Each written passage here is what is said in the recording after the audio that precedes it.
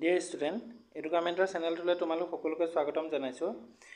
আমি সমাজ বিজ্ঞানৰ ক্লাছ 10ৰ সমাজ বিজ্ঞানৰ যিটো ইতিহাসৰ যিটো পাৰ্ট আছিলে, সেই পাৰ্টটোৰ 3 নম্বৰ লেচনটো আমি আলোচনা কৰি আছোঁ। 3 নম্বৰ চেপ্টাৰটো আমি আলোচনা কৰি আছোঁ। তাত অসমত ব্ৰিটিছ বিৰোধী জাগৰণ আৰু কৃষক বিদ্ৰোহৰ বিষয়ে লিখা আছে, সেইটো আমি আলোচনা কৰি আছোঁ। আমি আজি তাৰ 3 নম্বৰ পাৰ্টটো আমি আলোচনা কৰিম। ইয়াত আমি আগৰ যিখিনি ভিডিঅ' বনাইছিলোঁ তাত আমি তাৰ অলৰেডি আমি কৰি আহিছোঁ সেই আলোচনাখিনি। আগৰ ভিডিঅ'টোত আমি মণিৰাম দেৱানৰ বিষয়ে পাইছিলোঁ আৰু ইয়াৰ লগতে অসমত ব্ৰিটিছ বিৰোধী জাগৰণৰ বিষয়ে আমি পাই গৈছোঁ। সেই ভিডিঅ'টোতে তোমালোকে যদি চোৱা নাই তেন্তে চাই ল'বা। এডুকামেণ্টৰ চেনেলটোতে ইয়াৰ আছে, ক্লাছ 10ৰ যিটো প্লেলিষ্ট বনোৱা হৈছে তাতে আছে। মই তাৰ লিংকটো মই ভিডিঅ'টোৰ তলত দি দিম, তোমালোকে চাই ল'বা। আজি আমি ইয়াত আলোচনা কৰিম 1857 চনত যিটো বিদ্ৰোহ হৈছিলে তাৰ বিফলতা কাৰণসমূহ কি কি আছিলে তাৰ বিষয়ে আমি আলোচনা কৰিম।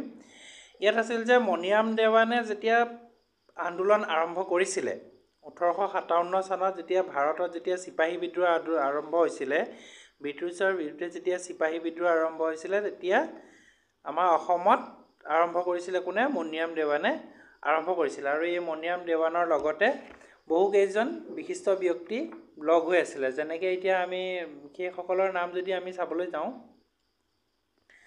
বাহাদুৰ গাঁওবুঢ়া আছিলে, তাৰপিছত ফৰ্মুদ আলি আছিলে, পিয়লি বৰুৱা আছিলে, দুতিৰাম বৰুৱা আছিলে,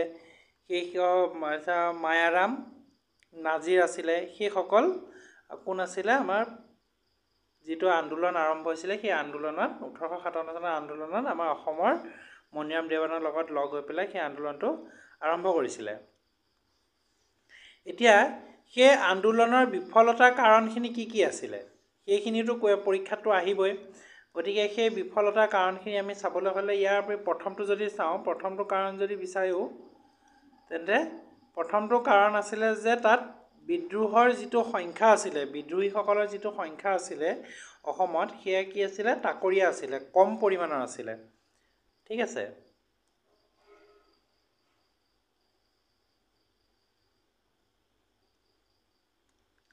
কম পৰিমাণৰ আছিলে।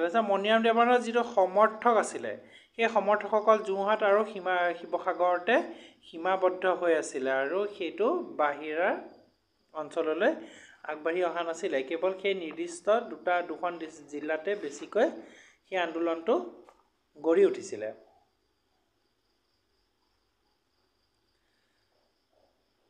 তাৰপাছত এতিয়া নগাঁও আৰু কামৰূপ, নগাঁও, কামৰূপ আৰু গুৱাহাটী বিশেষ সমৰ্থন লাভ কৰা নাছিল।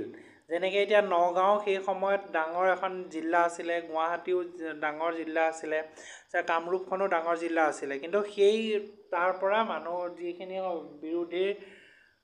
বিদ্ৰোহী যিসকল আছিলে সেইসকলৰ সমৰ্থন মণিৰাম দেৱানে লাভ কৰা নাছিলে। কেৱল দুখন জিলাতে সীমাবদ্ধ হৈছিলে, সেইকাৰণে মণিৰাম দেৱানৰ শক্তিটো কমি গৈছিলে। সেইকাৰণে ইয়াত আমাৰ বিফলতা হ'বলগীয়া কাৰণ হ'ল।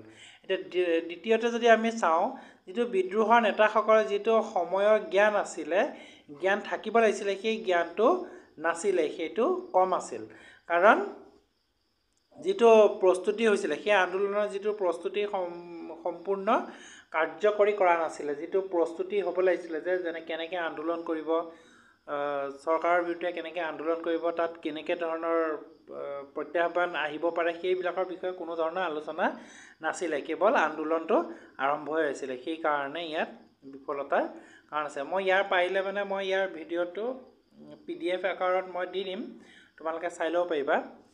তৃতীয়তে কাৰণটো হৈ গ'ল যে বিদ্ৰোহৰ মুখ্য সংগঠক যিজন মণিৰাম দেৱান আছিলে, সেই বিদ্ৰোহস্থলীৰ পৰা বহু যোজন দূৰৈত অৱস্থান কৰি আছিলে।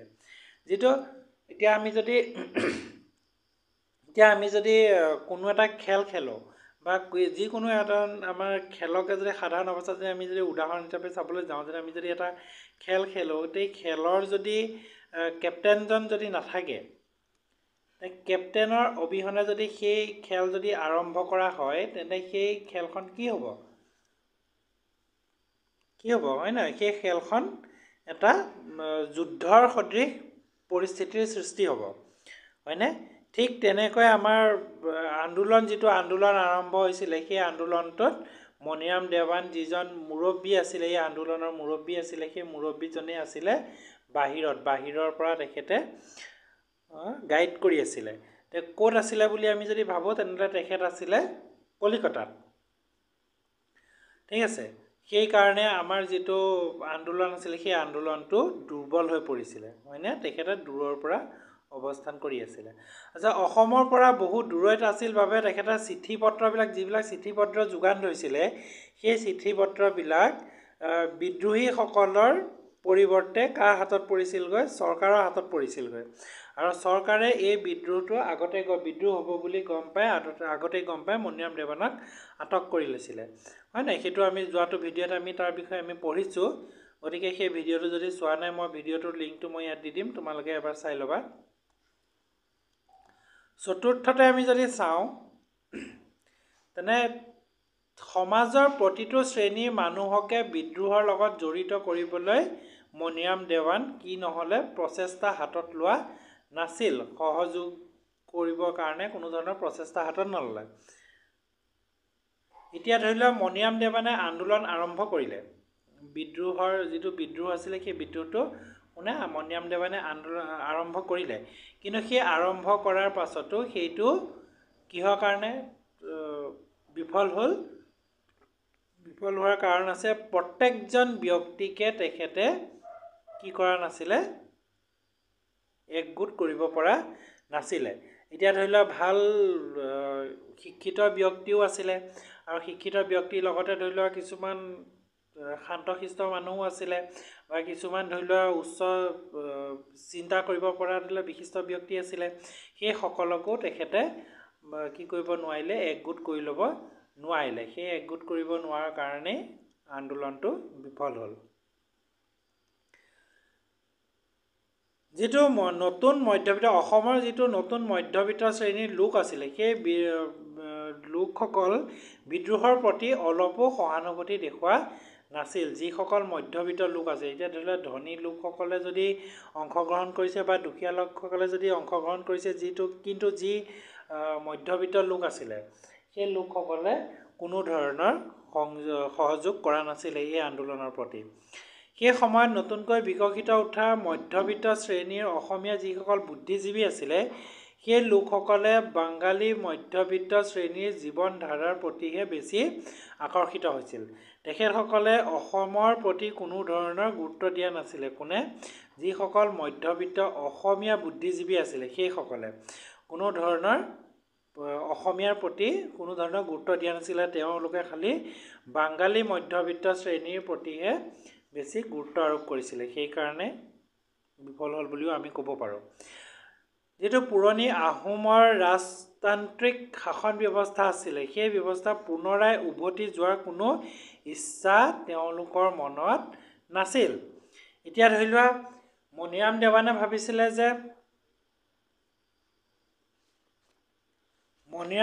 ভাবিছিলে যে কন্দৰ্পেশ্বৰ সিংহক বা মণিৰাম দেৱানৰ লগত যিসকল ব্যক্তি আছিলে সেইসকলে ভাবিছিলে যে কন্দৰ্পেশ্বৰ সিংহক আমি কি বনাম, ৰজা বনাম। কিন্তু সেই ৰাজতন্ত্ৰটো আছিল কাৰ আছিলে, আহোমৰ ৰাজতন্ত্ৰ আছিলে।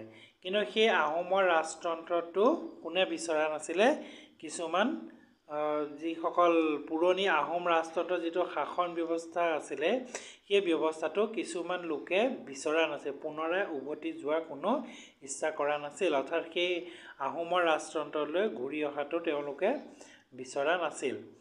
সেইকাৰণে এই আন্দোলনত কি হৈছিলে, মানুহে অন্তৰ্ভুক্তি কৰা নাছিলে। যে 1857 চনৰ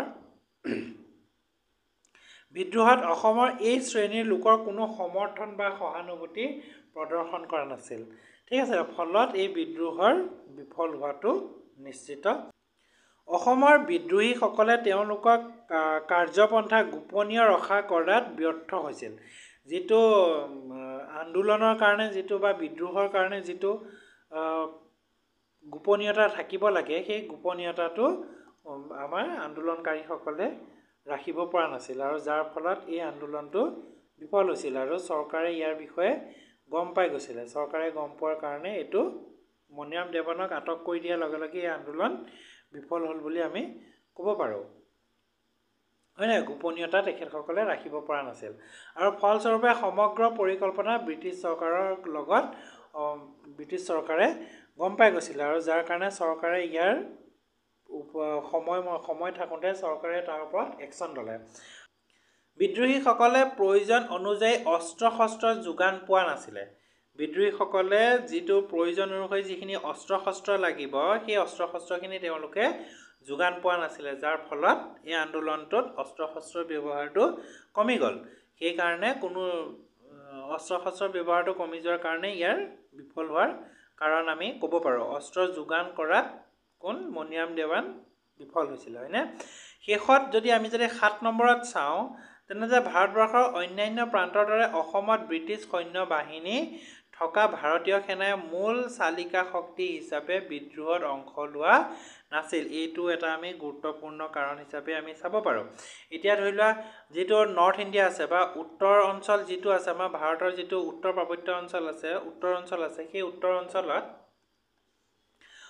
অঞ্চলত ইউ পি হওক, দেলহি হওক, তাৰপিছত তুমি ইউ পি, দেলহি, তাৰপিছত যদি বিহাৰ চাওঁ, তেনে আমি যদি ৱেষ্ট বেংগল চাওঁ, তেনে তাত কি হৈছিলে? সেই আন্দোলনটোত চিপাহীসকলে অংশগ্ৰহণ কৰিছিলে, হয়নে? কিন্তু ভাৰতৰ যিখিনি আমাৰ ভাৰতীয় যিখিনি চিপাহী আছিলে, আমাৰ অসমত যিকেইজন ভাৰতৰ যিকেইজন চিপাহী আছিলে সেই চিপাহীসকলে এই আন্দোলনত অংশগ্ৰহণ কৰা নাছিলে আৰু বিদ্ৰোহীসকলে কেৱল মিৰাট, দিল্লী আৰু লক্ষ্ণৌ ইয়াতে সীমাবদ্ধ হৈ আছিলে। সেই আন্দোলনটো কেৱল তাতহে সমৰ্থন কৰা গৈছিলে, হয়নে? আৰু তেখেতসকলে তাৰ পৰা বাহিৰলৈ আহিব পৰা নাছিলে, মানে অসমেই হওক বা চাউথ ইণ্ডিয়াত হওক সেই আন্দোলনটো গঢ়ি উঠা নাছিলে। সেইকাৰণে ইয়াৰ বিফলতা হ'ল। আৰু এই আন্দোলনে অসমত কিন্তু কিছুমান প্ৰভাৱ পেলালে। এই আন্দোলন যেতিয়া হৈছিলে 1857 চনৰ আন্দোলনে অসমৰ ৰাজনীতিত কিছুমান প্ৰভাৱ পেলালে, হয়নে? সেই আমি প্ৰভাৱখিনি যদি আমি চাবলৈ যাওঁ, ইয়াত দিছে যে চোৱা, কঠোৰ হাতেৰে ব্ৰিটিছ চৰকাৰে কঠোৰ হাতেৰে দমন কৰিছিলে 1857 চনৰ যিটো বিদ্ৰোহ আছিলে সেই বিদ্ৰোহটো, হয়নে? আৰু সক্ষম হোৱাৰ পাছত প্ৰথমবাৰৰ বাবে এক সৰ্বভাৰতীয় ঐতিহাসিক ঘটনাৰ লগত অসম জড়িত হৈছিলে। এইটো আমি ক'ব পাৰোঁ। দ্বিতীয়তে, অসমত কৃষক বিদ্ৰোহৰ আৰম্ভ হৈছিলে, হয়নে? যিসকল কৃষক আছিলে তেখেতে 1857 চনৰ বিদ্ৰোহৰ দ্বাৰা কিছুমান পৰিমাণে অনুপ্ৰাণিত হৈছিল যে আন্দোলন কৰি আমি স্বাধীনতা আনিবলৈ পাৰোঁ। আৰু তৃতীয়তে আমি যদি চাওঁ ইয়াৰ ফল আমি বিদ্ৰোহৰ যদি আমি গুৰুত্ব চাওঁ, তেনে অসমত হিন্দু আৰু মুছলমান দুয়োটাই কি কৰিছিলে? একগোট হৈ বিদ্ৰোহত জাতীয়তাবোধৰ বিকাশৰ যিটো ইন্ধন আছিলে সেইটো যোগাবলৈ তেখেতসকলে সক্ষম হৈছিলে। অৰ্থাৎ হিন্দু আৰু মুছলমান দুয়োটা সন্থাই মিলি পেলাই ব্ৰিটিছৰ বিৰুদ্ধে আন্দোলন কৰিছিলে। আৰু অসমীয়া সংগ্ৰামীসকলে যিটো 1857 চনৰ বিদ্ৰোহত অসমীয়া সংগ্ৰামীসকলে মণিৰাম দেৱান তথা সহযোগীসকলৰ কৰ্মৰ দ্বাৰা অনুপ্ৰাণিত হৈছিলে, হয়নে? মণিৰাম দেৱানে আৰু তেখেতৰ লগত কোন কোন আছিলে? পিয়লি ফুকন আছিলে, তাৰপিছত দুতিৰাম বৰুৱা আছিলে, হয় নহয়? সেইসকলৰ অনুপ্ৰাণিত হৈছিলে। সেইসকলে যে আন্দোলন কৰিবলৈ তেখেতসকলে যিটো মন মেলিছিলে, সেই মন মেলাটোৰ পৰাই আমাৰ অসমৰ মানুহখিনিৰ কি হৈছিলে? এটা অনুপ্ৰাণিত হৈছিলে। তেখেতসকলে আন্দোলন কৰিবৰ কাৰণে শক্তি পোৱা যেন অনুভৱ হৈছিলে, হয় নহয়? এতিয়া অসমত কৃষক বিদ্ৰোহৰ উত্থান কেতিয়া হৈছিলে? অসমত কৃষক বিদ্ৰোহৰ উত্থান বুলি যদি আমি ক'বলৈ যাওঁ, তেন্তে সেইটো হ'ব ঊৰ্ধ্বগামী কেতিয়া হৈছিলে, অসমত কৃষক আন্দোলন কেতিয়াৰ পৰা আৰম্ভ হৈছিলে? এতিয়া যদি ইষ্ট ইণ্ডিয়া কোম্পানী যেতিয়া 1857 চনত ইষ্ট ইণ্ডিয়া কোম্পানীটো কি হৈছিলে? সমাপ্ত হৈ গৈছিলে। ইষ্ট ইণ্ডিয়া কোম্পানীয়ে যিখিনি আমাৰ ভাৰতৰ ওপৰত বা ভাৰতৰ জনসাধাৰণৰ ওপৰত যিটো অত্যাচাৰ কৰিছিলে সেই অত্যাচাৰটো সম্পূৰ্ণৰূপে বন্ধ হৈছিলে বুলি আমি ক'ব নোৱাৰোঁ, অৰ্থাৎ বন্ধটো হোৱাই নাছিলে, সেই কামটো আহি গৈছিলে, সেই দায়িত্ব আহি গৈছিলে যেনিবা আগতে যেনিবা ইষ্ট ইণ্ডিয়া কোম্পানীয়ে লৈ আছিলে, কিন্তু 1857 চনৰ আন্দোলনৰ পাছত সেইটো আহি গৈছিলে মহাৰাণীৰ হাতত। সেইটো কাৰ হাতত আহিছিলে? মহাৰাণীৰ হাতত। সেই মহাৰাণীয়ে এতিয়া গোটেই অসম বা গোটেই ভাৰতখনক শাসন কৰিব, আগতে ইষ্ট ইণ্ডিয়া কোম্পানীয়ে কৰিছিলে। আৰু সেই মহাৰাণীয়ে সেইটো কেতিয়াৰ পৰা আৰম্ভ কৰিছিলে? যেতিয়া ঘোষণা পত্ৰ আৰম্ভ কৰিছিলে 1858 চনত চিপাহী বিদ্ৰোহৰ পাছত, তেতিয়াৰ পৰাই ভাৰতত ৰাণীৰ শাসন আৰম্ভ হৈ গ'ল। আৰু এই বিদ্ৰোহে অৰ্থনৈতিকভাৱে আমাৰ ভাৰতত কি কৰিছিলে? ভাৰতৰ যিসকল চৰকাৰ আছিলে, তাৰ ব্ৰিটিছ চৰকাৰ আছিলে, ব্ৰিটিছ চৰকাৰক অৰ্থনৈতিকভাৱে শোচনীয় কৰি তুলিছিলে। আৰু যাৰ বাবে তেখেতসকলে 1857 চনৰ পৰা 58 চনত ঘাটি বাজেট আৰম্ভ হৈছিলে। ঘাটি বাজেট হৈছিলে প্ৰায় 14 মিলিয়ন পাউণ্ডলৈকে ঘাটি বাজেটটো আৰম্ভ হৈছিলে, যাৰ কাৰণে ইংৰাজ চৰকাৰে এই অৰ্থনৈতিক অৱস্থাটো সুস্থিৰ কৰিবৰ কাৰণে বিদ্ৰোহীসকলৰ সুস্থিৰ কৰি তুলিবৰ কাৰণে আৰু বিদ্ৰোহীসকলৰ যিটো পূৰণ আছিলে, যিটো মানে বিদ্ৰোহীসকলে যিটো আমাক ক্ষতি কৰিছিলে, সেই ক্ষতিখিনি পূৰণ কৰিবৰ কাৰণে ভাৰত চৰকাৰ বা ব্ৰিটিছ চৰকাৰে জনসাধাৰণৰ ওপৰত কৰ কাটলৰ বোজা আৰু বেছিকৈহে বঢ়াই দিছিলে। যিটো ইষ্ট ইণ্ডিয়া কোম্পানীয়ে আগতে যিটো কৰ কাটল দিছিলে, তাতকৈও বেছি কৰ কাটল কোনে দিবলৈ ল'লে? ইংৰাজ চৰকাৰে দিবলৈ ল'লে, হয়নে? এইটো মহাৰাণীয়ে যেতিয়া শাসনভাৰ ল'লে, তাৰ পাছতে আকৌ কৰ কাটল আৰম্ভ হৈ গ'ল। এতিয়া এই কৰ কাটল কেৱল অকল ভাৰততে নহয়, সেইটো অকল ভাৰততে নহয়, এইটো সম্পূৰ্ণ মানে ভাৰতৰ যিটো অংশ আছিলে, যেনেকৈ এতিয়া বাংলাদেশ হৈ গ'ল, পাকিস্তান হৈ গ'ল, হয়নে? বাংলাদেশ, পাকিস্তান আদি সকলোতে ইয়াৰ প্ৰভাৱটো পৰিবলৈ ল'লে। অকল বোলে আমি বৰ্তমান যিখন ভাৰতৰ মেপ চাওঁ, সেইখন ভাৰততে নহয়, এইটো সম্পূৰ্ণ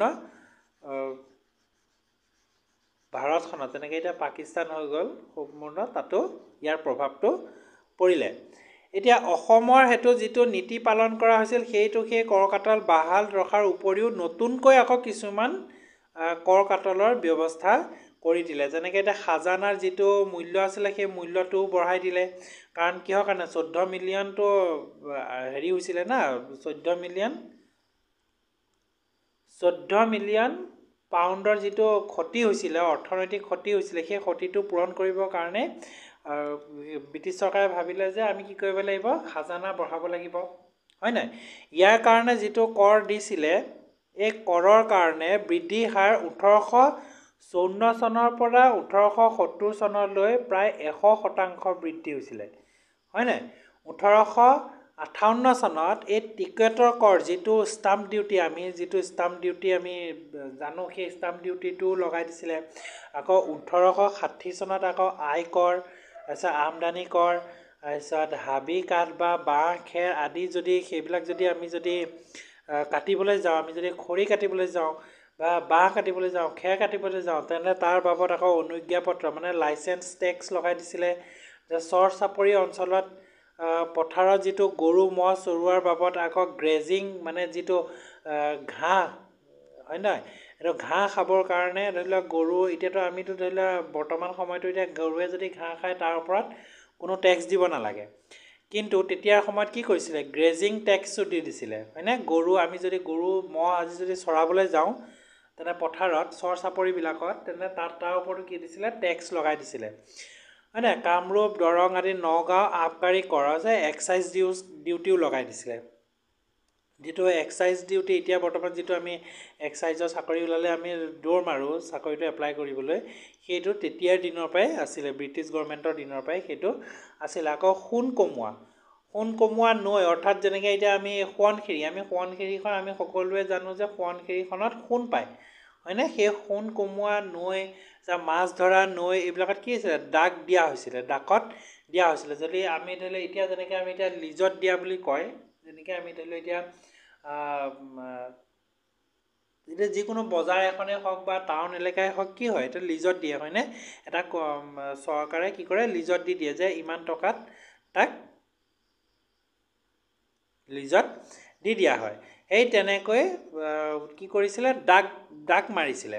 এতিয়া ধৰি লওক এতিয়া যদি আমি সোণ যদি কমাবলৈ যাওঁ তেনে সোণ যদি আমি উলিয়াবলৈ যাওঁ সেই নদীখনৰ পৰা তেনে আমি তাত কি কৰিব লাগিব প্ৰথমতে আমি ডাক তাত জিকিব লাগিব ডাকত আমি তাক পাব লাগিব সেই নদীখন পাব লাগিব বা মাছ ধৰা নদীখনো আমি পাব লাগিব তেতিয়াহে আমি তাক মাছ ধৰিব পাৰিম বা সোণ উলিয়াব পাৰিম ব্ৰিটিছ চৰকাৰে এই ৰাজহ সংগ্ৰহৰ ব্যৱস্থাটো আটাইতকৈ বেছি ক্ষতিগ্ৰস্ত কৰিছিল প্ৰজা তথা কৃষকসকলক অতি অধিক পৰিমাণে মানে ক্ষতি কৰিছিলে হয়নে আগৰ পৰাই আমি যদি চাওঁ আগৰ ভিডিঅ'টোত আমি পঢ়িছোঁৱে যে কৃষকৰ পৰা কৰ কাটল সংগ্ৰহ কৰাৰ উপৰিও তাত কি কৰিছিলে কৃষি তথা কৃষি উন্নতিৰ অৰ্থে চৰকাৰে কোনো ধৰণৰ ব্যৱস্থা গ্ৰহণ কৰা নাছিলে তাৰ বিপৰীতে কি কৰিছিলে কৰ দিনক দিনে বৃদ্ধি কৰি গৈ আছিলে হয় না যাৰ কাৰণে আমাৰ ক্ষতিটো আমাৰ কৃষকসকলৰ হৈছিলে আৰু বিদেশী চৰকাৰখনে প্ৰাকৃতিক দুৰ্যোগ বা মহামাৰী আনকি দুৰ্ভিক্ষৰ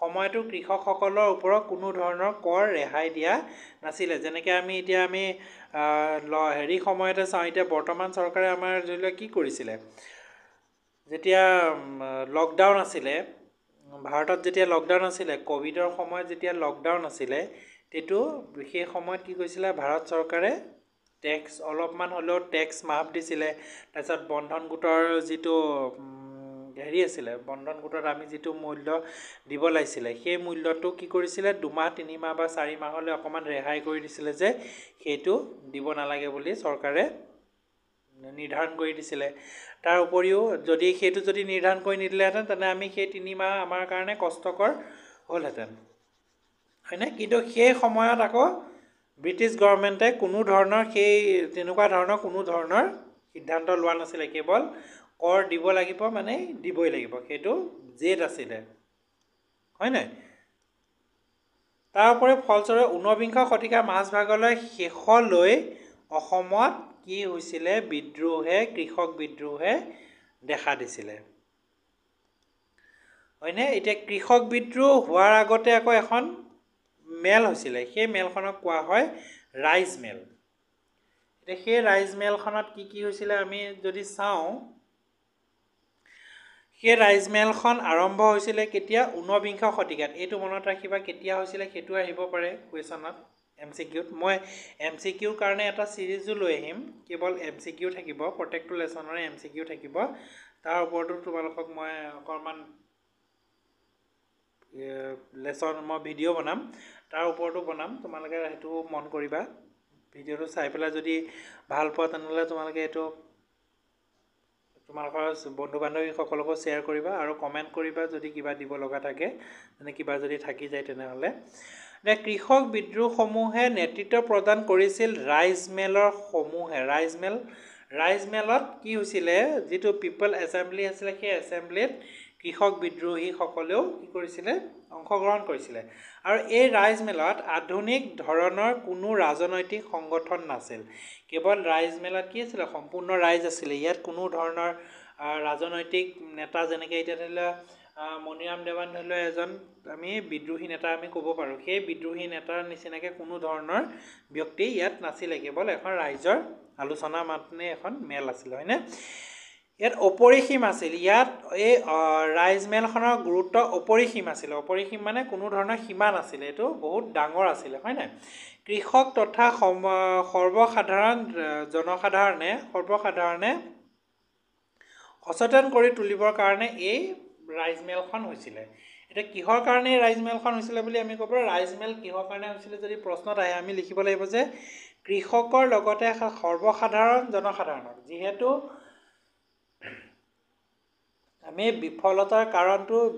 বিদ্ৰোহৰ বিফলতাৰ কাৰণটোত আমি পাইছোঁ যে অসমৰ সম্পূৰ্ণ জনসাধাৰণ ইয়াত অন্তৰ্ভুক্ত হোৱা নাছিলে যাৰ কাৰণে এই আন্দোলনখন সম্পূৰ্ণ বিফল হ'ল এতিয়া সেইকাৰণে কি কৰিছিলে এই ৰাইজ মেলত কৃষকৰ লগতে যিখিনি জনসাধাৰণ আছে সাধাৰণ মানুহ আছে সেই সাধাৰণ মানুহসকলকো ইয়াত সচেতন কৰি তুলিবৰ কাৰণে এই মেলখন আৰম্ভ হৈছিলে আৰু এই মেলত গাঁওবুঢ়া তাৰপিছত দলৈ গোসাঁই আদি সমাজৰ মুখীয়াল লোকসকলকো তত্ত্বাৱধানত গঢ়ি উঠিছিল এইখন যিখন ৰাইজ মেল আছিলে এইখন কেনেকৈ গঢ়ি উঠিছিলে গাঁওবুঢ়া আছিলে তাত দলৈসকল আছিলে গোহাঁইসকল আছিলে, এইসকলে কি কৰিছিলে, এই ৰাইজমেলখন আৰম্ভ কৰিছিলে, হয়নে?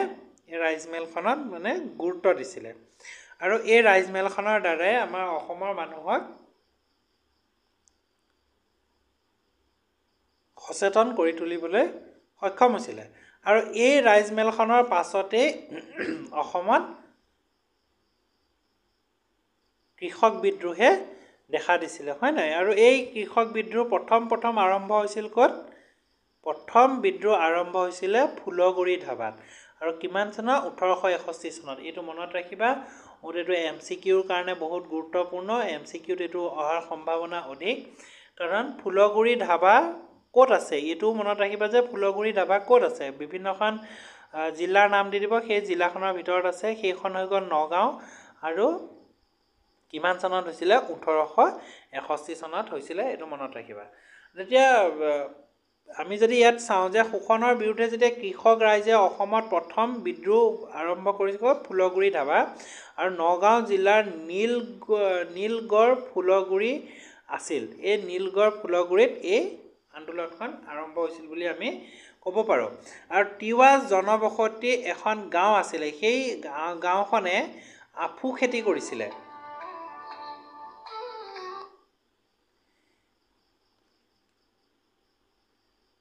এই কি কৰিছিলে? আফু খেতি কৰিছিলে। কোনে কৰিছিলে? এই তিৱা জনজাতিৰ লোকসকলে আফু খেতি কৰিছিলে ক'ত? নগাঁৱৰ নীলগড় ফুলগুৰি নামৰ ঠাইখনত। আৰু এই আফু খেতি কৰিয়ে তেখেতসকলে জীৱন নিৰ্বাহ কৰি আছিলে। আৰু ব্ৰিটিছ চৰকাৰে কি কৰিছিলে?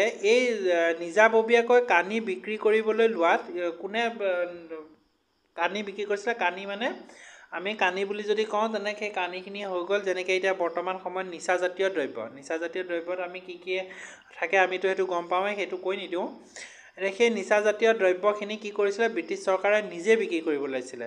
আৰু সেই নিজে বিক্ৰী কৰিবলৈ লোৱাৰ কাৰণে তেখেতসকলে আফু খেতি কৰি পেট প্ৰৱৰ্তন কৰা ফুলগুৰি অঞ্চলৰ সেই কৃষকসকলক বিক্ষুব্ধ কৰি তুলিছিলে। বিক্ষুব্ধ মানে তেখেতসকলে কি কৰিছিলে? ব্ৰিটিছ গভৰ্ণমেণ্টে কি কৰিছিলে? বাহিৰৰ পৰা যিখিনি নিচাজাতীয় দ্ৰব্য আনি পেলাই আমাৰ অসমত বা ভাৰতত বিক্ৰী কৰিছিলে। আৰু সেই আমাৰ যিটো আফু খেতি কৰি পেলাই আমাৰ জনসাধাৰণে যিটো চলি আছিলে, সেইটো কি কৰিছিলে? বন্ধ কৰি দিছিলে, হয়নে? আৰু যাৰ ফলত 1861 চনত ব্ৰিটিছ চৰকাৰে আফু খেতি কৰা সম্পূৰ্ণৰূপে বন্ধ কৰিছিলে। আৰু যাৰ কাৰণে তিৱা জনজাতিৰ লোকসকলে এটা অসন্তুষ্টি হৈ চৰকাৰৰ বিৰুদ্ধে এই চৰকাৰী কানি প্ৰচলনৰ বন্ধ কৰা নাছিল। কিয়নো চৰকাৰে কি কৰিছিল? তিৱা জনজাতিয়ে যিখিনি আফু খেতি কৰিছিলে, সেই আফু খেতিখিনি বন্ধ কৰি দিছিলে। কিন্তু চৰকাৰে যিটো কানি বিক্ৰী কৰে, চৰকাৰে আমাৰ যিটো মানে বাহিৰৰ পৰা আনি পেলাই যিটো কানি বিক্ৰী কৰিছিলে, সেই কানিখিনি কি কৰিছিলে? প্ৰচলন কৰিছিলে। সেই কানিখিনি প্ৰচলনটো চৰকাৰে বন্ধ কৰা নাছিলে। তেখেতসকলে সেইটো তেখেতসকলৰ বিক্ৰী কৰিয়ে আছিলে, হয় নাই? বাহিৰত বনোৱা কানিবিলাক। কিন্তু ব্ৰিটিছ চৰকাৰৰ এই সিদ্ধান্তই লোকসকলৰ অৰ্থনীতিত প্ৰভাৱ পেলাইছিলে। আৰু তাৰ উপৰিও তেওঁলোকে কি কৰিছিলে? ব্ৰিটিছ গভৰ্ণমেণ্টে কি কৰিছে? তামোল পাণৰ ওপৰতো চৰকাৰে কৰ লগাব বিচাৰিছিলে, হয়নে? এই বাতৰিটো যেতিয়া প্ৰকাশ পালে, তাৰ ফলতে চৰকাৰে আফু খেতি বন্ধ কৰাৰ লগতে 1861 চনৰ 17 ছেপ্টেম্বৰ তাৰিখে প্ৰায় 1500 কৃষকে এই প্ৰতিবাদ কৰিবৰ বাবে ফুলগুৰিত ৰাইজমেল অনুষ্ঠিত কৰিছিল। আৰু এই প্ৰতিবাদ কৰিব কাৰ বিৰুদ্ধে কৰিব? চৰকাৰৰ বিৰুদ্ধে প্ৰতিবাদ কৰিবৰ কাৰণে তেখেতসকলে তিৱা জনগোষ্ঠীয়ে ফুলগুৰিত আন্দোলন কৰিবৰ কাৰণে ৰাইজমেল পাতিছিলে। আৰু এই মেলতে কৃষকসকলে আফু খেতি বন্ধ নকৰাৰ নিৰ্দেশ বাতিল কৰিবলৈ, পাণ তামোলৰ ওপৰত কোনো ধৰণৰ কৰ নলগাবলৈ উপায়ুক্তক কি কৰিছিলে? উপায়ুক্ত মানে DC। এতিয়া আমি যদি উপায়ুক্ত বুলি ইয়াত দিছে, উপায়ুক্ত বুলি ক'লে মানে কোন হয়? DC হয়। এইটো মনত ৰাখিবা,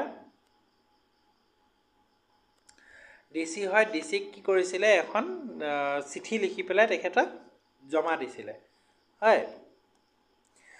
সেই সময়ত আকৌ উপায়ুক্ত কোন আছিলে? এইটো মনত ৰাখিবা যে নগাঁৱৰ উপায়ুক্ত কোন আছিলে? ফুলগুৰি ধাবা যিটো আন্দোলন হৈছিলে, সেই আন্দোলনৰ সময়ত নগাঁৱৰ উপায়ুক্ত আছিলে লেফটেনেণ্ট হাৰ্বাৰ্ট কনছ এইটো মনত ৰাখিবা এইটো আহিব তোমালোকৰ পৰীক্ষাত আহিব গতিকে এইটো MCQত আহিব পাৰে এইটো মনত ৰাখিবা ঠিক আছে তেওঁৰ প্ৰতি সঁহাৰি জনোৱাটো বাদে তেওঁলোকে তেওঁক বেয়া ব্যৱহাৰ কৰিলে হয়নে যেটো ব্ৰিটিছ গভৰ্ণমেণ্টৰ যিজন উপায়ুক্ত আছিলে সেই উপায়ুক্তজনে কোনো ধৰণৰ গুৰুত্ব নললেই তেখেতসকলৰ ওপৰত তাৰ বিপৰীতে কি কৰিলে চৰকাৰে উপায়ুক্তই ৰাইজক অপমান কৰিলে আৰু যাৰ কাৰণে প্ৰতিবাদ কৰিবলৈ 15 অক্টোবৰৰ পৰা 5 দিন ধৰি ফুলগুৰিৰ ৰাইজমেল পাতিলে আৰু সেই আন্দোলন কৰিবৰ কাৰণে অপমানৰ প্ৰতিবাদ ল'বৰ কাৰণে তেখেতসকলে 15 অক্টোবৰৰ পৰা আৰম্ভ কৰি 5 দিন ৰাইজমেল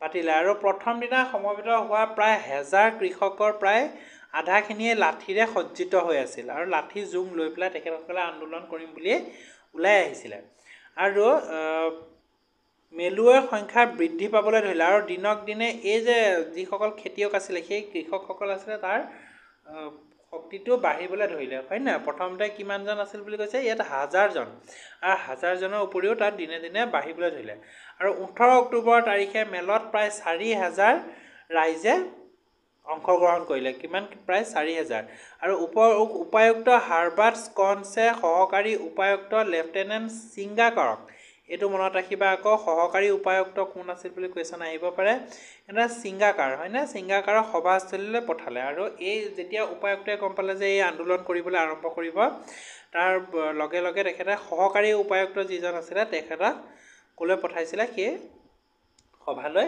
পঠাইছিলে আৰু সিংগাৰে ইয়াত কি কৰিছিলে ফালৰ পৰা ৰাইজৰ ফালৰ পৰা জাতি কলিতা নামৰ এজনে সাহাবক জনালে যে কৰ্তৃপক্ষই কৃষক ৰাইজৰ দাবীসমূহৰ প্ৰতি সঁহাৰি নজনোৱাৰ বাবে তেওঁলোকে ঊৰ্ধ্বতন কৰ্তৃপক্ষৰ কাষ চাপৰ গুণাগথা কৰি আছে অৰ্থাৎ সেই আন্দোলনটো কৰিবৰ কাৰণে তেখেতসকলে যে উপায়ুক্তই কোনো ধৰণৰ গুৰুত্ব নিদিলে সেই কাৰণে তেখেতসকলে ওপৰৰ যিসকল লোক আছে যেনেকৈ এতিয়া ঊৰ্ধ্বতন বুলি কৈছে যে এতিয়া উপায়ুক্তৰ ওপৰত থাকিব কমিশনাৰ থাকিব সেই কমিশনাৰজনক আমি লগ ধৰিম বুলি তেখেতে ক'লে আৰু লগতে অহা পুলিচ বাহিনীক ৰাইজৰ হাতৰ পৰা লাঠিবোৰ কাঢ়ি আনিবলৈ নিৰ্দেশ দিলে কোনে নিৰ্দেশ দিয়ে এইটো সিংগাৰ নামৰ যিজন সহকাৰী উপায়ুক্ত আছিলে তেখেতে অৰ্ডাৰ দিলে যে যি ৰাইজৰ হাতত যিখিনি লাঠি আছিলে সেই লাঠিখিনি কাঢ়ি আনিবৰ কাৰণে অৰ্ডাৰ দিলে আৰু লাঠিৰ বাবে টনা আজোৰা কৰি থাকোঁতে ৰাইজৰ মাজৰে এজন কৃষকে সিংগাৰৰ মূৰত লাঠিৰে কোবাই মাটিত বগৰাই দিয়ে এইটো কাহিনীটো তোমাৰ যিটো ভালদৰে ডাঙৰ হ'লে যেতিয়া পঢ়িবা তেতিয়া আৰু ভালদৰে পাবা ইয়াৰ বুৰঞ্জী পঢ়িলে মানে পাবা ইয়াত এতিয়াতো থুলমূলকৈ দিয়া আছে যে যি মূৰত লাঠিৰে কোনে মাৰি দিয়ে হয়নে ৰাইজৰে এজন মানুহে তাত মূৰত মাৰি দিয়ে আৰু সিংগাৰক আক্ৰমণ কৰাৰ থিতাতে তেওঁৰ মৃত্যু হয় আৰু সেই অঞ্চলতে সেই সহকাৰী উপায়ুক্তজনৰ মৃত্যু হয় আৰু মৃতদেহটো কলং নৈত দলিয়াই পেলাই দিয়ে ক'ত পেলাই দিয়ে আৰু সেই যে অফিচাৰজনৰ বা সহকাৰী উপায়ুক্তজনৰ মৃতদেহটো ক'ত পেলাই দিয়ে কলং নৈত পেলাই দিয়ে আৰু সিংগাৰৰ লগতে পুলিচ বাহিনী ভয়তে পলাবলৈ আৰম্ভ কৰে সিংগাৰৰ যেতিয়াই মৃত্যু হোৱাৰ লগে লগে তেখেতসকলে ভয়তে পলাবলৈ আৰম্ভ কৰে সেই পুলিচসকলে এতিয়া এই ঘটনাৰ পিছত কৃষকক কৰ্তৃপক্ষই লেফটেনেণ্ট সিংগাৰ হত্যাৰ অপৰাধত গ্ৰেপ্তাৰ কৰে আৰু এই যে ঘটনাটো ঘটিল এই ঘটনা ঘটাৰ ফলতে যিমানসকল কৃষক আছে সেই কৃষকসকলক ব্ৰিটিছ গভৰ্ণমেণ্টে গ্ৰেপ্তাৰ কৰিবলৈ আৰম্ভ কৰে আৰু 1000 জনক ৰহা ফুলগুৰি অস্থায়ী কাৰাগাৰত আৰু আটক কৰি থয় প্ৰায় 1000 জন মানে প্ৰায় 1000 জন লোকক ফুলগুৰি অস্থায়ী যিটো কাৰাগাৰ আছিলে সেই কাৰাগাৰত বন্দী কৰি থৈ দিয়ে আৰু বিচাৰত লক্ষ্মণ ডেকা চংবৰ লালুং তাৰপিছত ৰবৰ্ট ডেকাক নগাঁও জিলাত দণ্ডিত কৰা হয় মৃত্যুদণ্ডৰে দণ্ডিত কৰে কাক মৃত্যুদণ্ডৰে দণ্ডিত কৰে এতিয়া তোমালোকে মনত ৰাখিবা এটা কুৱেশ্যন আহিব পাৰে যে কৃষক বিদ্ৰোহৰ আন্দোলনত অংশগ্ৰহণ কৰা দুজন ব্যক্তিৰ নাম লিখিবলৈ আহিব পাৰে তোমালোকে লিখিব পাৰে যে লক্ষ্মণ ডেকা চংবৰ লালুং বা ৰংবৰ ডেকা। ইয়াৰ উপৰিও আহিব পাৰে যে মৃত্যুদণ্ড বিহা ফুলগুৰি ধাবাত মৃত্যুদণ্ড বিহা ব্যক্তি দুজনৰ নাম লিখা বা এজনৰ নাম লিখা বুলিও আহিব পাৰে, সেইটো মনত ৰাখিবা। ঠিক আছে। আৰু বাকী যিসকল লোক থাকে, যিসকল অভিযুক্ত বুলি প্ৰমাণিত হয়, তেখেতসকলক কলীয়া পানী মানে কালা পানী বুলি যিটো কয়, কালা পানী বা কলীয়া পানী তাৰ আন্দামান আৰু নিকোবৰ দ্বীপপুঞ্জত আছে, এইটোও মনত ৰাখিবা। এইটো ইম্পৰ্টেণ্ট MCQ হয়, এইটো MCQ হয়, সেইটো মনত ৰাখিবা যে কলীয়া পানী কাৰাগাৰ ক'ত আছে বুলিকে আহিব পাৰে, কলীয়া পানী বা কালা পানী কাৰাগাৰ ক'ত আছে বুলিকে আহিব পাৰে, সেইটো আছে আন্দামান নিকোবৰ দ্বীপপুঞ্জত আছে। ইতিহাসত ফুলগুৰি ধাবাৰ গুৰুত্বটো কেনেকুৱা ধৰণৰ আছে, ইয়াত আমি যদি চাওঁ যে পাম কানি খোৱা খেতিয়কৰ চৰকাৰৰ আফু খেতি বন্ধকৰণৰ প্ৰতিবাদত কৰা এই আন্দোলন সামান্য বিদ্ৰোহ বুলিহে অভিহিত কৰিছিল। চৰকাৰে কি কৰিছিলে, চৰকাৰে এইটো কৰিছিলে যে এটা সামান্য আন্দোলন বুলি তেখেতসকলে কৈছিলে। কিন্তু অসমৰ ইতিহাসত এই বিদ্ৰোহ সুদূৰ প্ৰসাৰী প্ৰভাৱ দেখা যায়। প্ৰথমতে এই ফুলগুৰি কৃষক বিদ্ৰোহৰ ঘাইকৈ লালুং তিৱা বুলি যিজন ব্যক্তি আছে, জনজাতি আছে, আৰু মাছমৰীয়া সম্প্ৰদায়ৰ যিটো আন্তৰিক যোগদানে ইয়াক কি আছে গণভিত্তি প্ৰদান কৰে মানে জনসাধাৰণক আৰু শক্তিশালী কৰি তুলিবৰ কাৰণে জনসাধাৰণৰ অংশীদাৰটো আৰু শক্তিশালী কৰে, মানে জনসাধাৰণৰ সংখ্যাটো বাঢ়ি গৈ থাকে। কৃষকসকলে অন্যান্য শ্ৰেণীৰ লোকৰ পৰা সমৰ্থন কৰিবলৈ ইয়াত সক্ষম হৈছিল। আৰু এই আন্দোলনত সক্ষম হোৱাৰ কাৰণটো কি আছিল, ৰাইজমেল, হয়নে? ৰাইজৰ যিটো ৰাইজমেল আছিলে, ৰাইজমেল সময়মতে পাতিলে কাৰণে যিসকল সত্ৰাধিকাৰ আছিলে, গাঁওবুঢ়া আছিলে, তেখেতলোকে মিলি পেলাই সেই ৰাইজমেলটো সময়মতে পাতিলে কাৰণে এই আন্দোলনটো অলপ কিছু পৰিমাণে হ'লেও জনসাধাৰণ ওলাই আহিবলৈ কাৰণে কি হৈছিলে, সহযোগ কৰিবৰ কাৰণে অকণমান তেখেতসকলে উৎসাহিত হৈছিলে। কিয়নো মাটিৰ খাজানা বৃদ্ধিৰ দ্বাৰা ক্ষতিগ্ৰস্ত শিক্ষিত আৰু আদ্যন্ত অসমীয়া যিখিনি মধ্যবিত্ত শ্ৰেণীৰ লোক আছিলে, তেখেতসকলে চৰকাৰৰ বিৰুদ্ধে আন্দোলন কৰিবৰ কাৰণে কি হৈছিলে, কোনো ধৰণৰ কুণ্ঠাবোধ কৰা নাছিলে। তেনেহ'লে চৰকাৰৰ বিৰুদ্ধে আন্দোলন কৰিবলৈ তেখেতসকলে আৰু উৎসাহীহে হৈছিলে। যেনেকৈ এতিয়া তাত ব্যৱসায়ীসকলো আছিলে, মৌজাদাৰসকলো আছিলে, তেখেতসকলেও বিদ্ৰোহসকলক সমৰ্থন জনাইছিলে। তদানীন্তন অসমৰ কমিশ্যনাৰ আছিলে, কমিশ্যনাৰজন সেই 1961 এইটো কুৱেশ্যনটো এনেকৈ আহিব যে 1861 চনত অসমৰ কমিশ্যনাৰ কোন আছিলে, সেইটো কুৱেশ্যন তেনেকৈ আহিব পাৰে, বা MCQত আহিব পাৰে যে 1861 চনত আহিব পাৰে, নহ'লে এনেকৈ আহিব পাৰে যে ফুলগুৰি ধাবাৰ সময়ত অসমৰ কমিশ্যনাৰ আছিল, তেনেকৈ দি পেলাই কেইবাজনৰ নাম দি দিব পাৰে। সেই কমিশ্যনাৰৰ ভিতৰত কমিশ্যনাৰ নাম আছিলে, মনত ৰাখিবা, হপকিনছন, হয়নে? মেজৰ হেনৰী হপকিনছন স্বীকাৰ কৰিছিল যে তেজপুৰৰ দ্বিতীয় লাইট